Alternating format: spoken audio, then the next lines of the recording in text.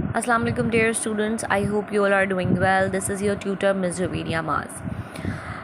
Students, previous lectures में हम बात कर रहे थे सर्कुलर मोशन की. सो आई थॉट कि सर्कुलर मोशन से रिलेटेड जो आप लोगों का नेक्स्ट टॉपिक होना चाहिए दैट मस्ट बी टॉर्क और मोमेंट ऑफ फोर्स. अब बिफोर ये स्टार्ट करने से पहले हम कुछ चीज़ें समझ लेते हैं, कुछ चीज़ें रिवाइज़ कर लेते हैं.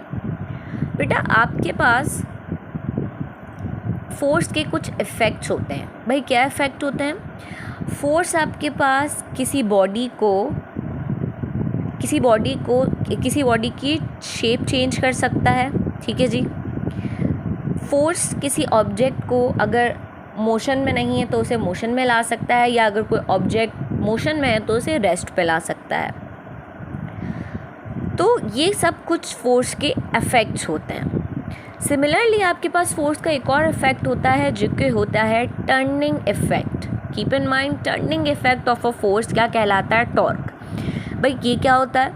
अगर आपने किसी ऑब्जेक्ट को पे इस तरह फोर्स अप्लाई की और वो टर्न हो गया तो वो क्या कहलाता है? सिंपली टॉर्क आपके पास.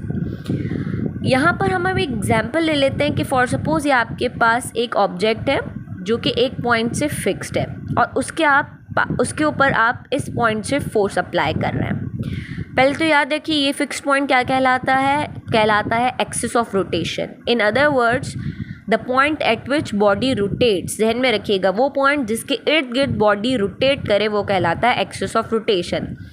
भाई, आपको ये पता है कि तमाम प्लैनेट्स रिवॉल्व करते हैं किसके अराउंड? सन के अराउंड. तो दैट मीन्स आपका सन क्या हो गया भाई? Axis of rotation. सिंपल. ठीक है.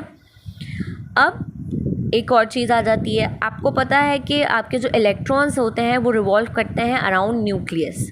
तो न्यूक्लियस यहाँ पे क्या हो गया? Axis of rotation. तो समझाने की बात सिर्फ इतनी है कि भाई फिक्स्ड पॉइंट होता है जिसके अराउंड आपकी बॉडी रोटेट करे वो कहलाता है एक्सिस ऑफ रोटेशन. अब वो पॉइंट जहाँ पे हम फोर्स अप्लाई करते हैं उसका हमने वेक्टर ड्रॉ कर दिया F. ठीक है जी. और उसको कंपोनेंट्स में डिवाइड कर दिया F cos theta, F sin theta. हम ये काफ़ी पहले भी इस तरह की चीज़ हाउ टू डिवाइड कंपोनेंट्स ये हम पढ़ चुके हैं, रेक्टेंगुलर कंपोनेंट्स. ठीक है जी.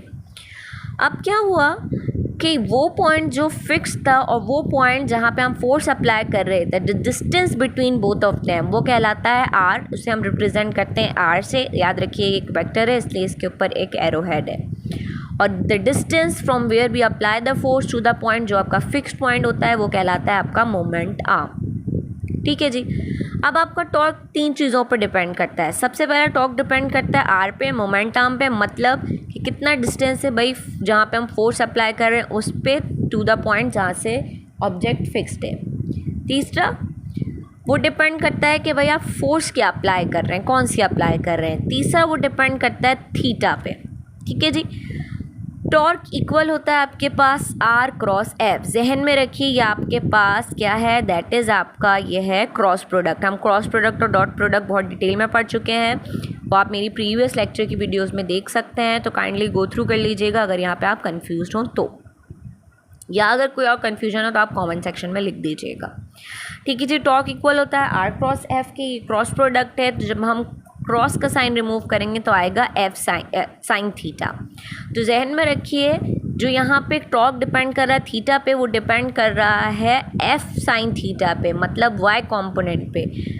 कॉस थीटा के कंपोनेंट से फोर्स का या टॉर्क का कोई ताल्लुक नहीं है क्योंकि वो ये आपका पास क्रॉस प्रोडक्ट है, डॉट प्रोडक्ट नहीं है. तो जहन में रखिए, वो थीटा जो कि साइन थीटा पे या आपके एक्स एक्सिस से रिलेट कर रहा है टॉर्क, उस पर डिपेंड करता है. I hope you do understand. This is very small concept that is related to torque. इससे रिलेटेड और भी कुछ टर्म्स हैं, कंडीशंस हैं, टॉपिक्स हैं, वो हम आगे इंशाल्लाह लेक्चर में पढ़ेंगे. इंशाल्लाह हम फर्दर कंटिन्यू करेंगे नेक्स्ट लेक्चर में. अल्लाह हाफिज़. Till the next video, please do subscribe the channel and share the video with your friends and do press the like button too. अल्लाह हाफिज़.